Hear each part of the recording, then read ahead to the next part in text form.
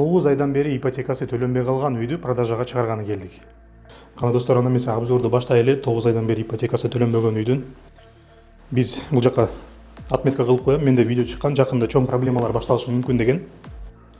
Ал видеодо айтылган өзүбүздүн эле мекендештердин арасында ушундай ипотекага алган үйдү ооз эле өздөрү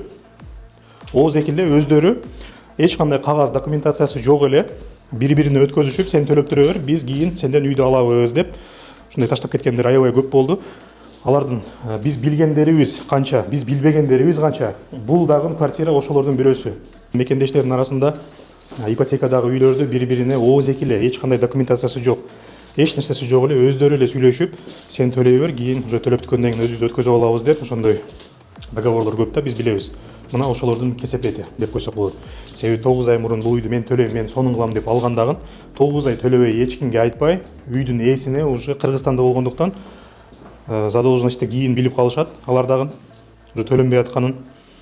Эми болсом достор, банк уже сотко берип, через торги үйдү сатайын деп калган мезгил.